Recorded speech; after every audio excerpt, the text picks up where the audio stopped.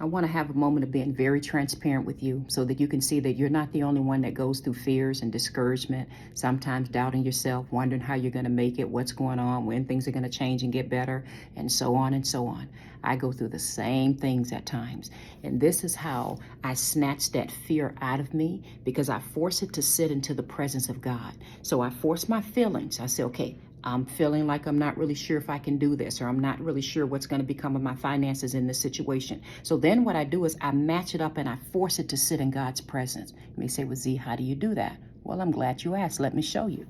I find a promise from God that has to do with my situation.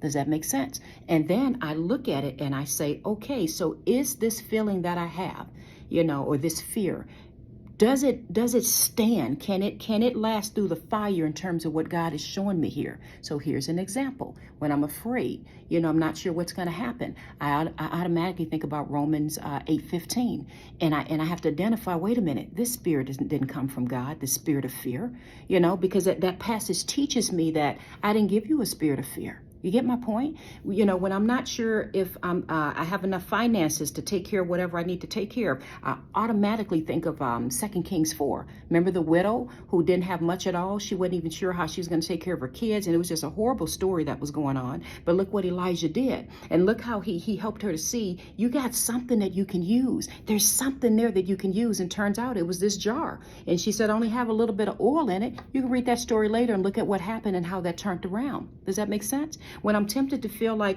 maybe I'm not, able to help people like I thought.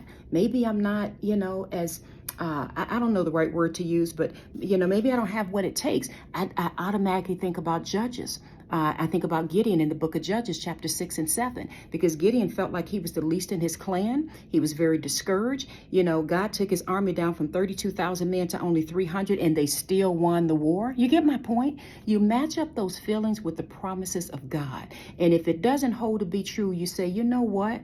What I'm feeling right now, these frustrations, these fears, these worries, these concerns, this does not determine my destiny. Does that make sense? Now, I can give you a lot more. Read Psalms chapter 1, verse 1 through 3. See what happens to the person that loves the word of God, and see why it teaches us that person's going to be prosperous in what they do. So you always want to grab and have these promises that you can hold on to. And then when those fears and those worries and all those concerns come, because we're human, right? We have them. Then you can turn around and say, I know I'm feeling this way, but this is what the promises of God teaches me. And I'm going to meditate and pray on that. Does that make sense? I love you all. God knows I do. And I pray this has helped you. Bye-bye.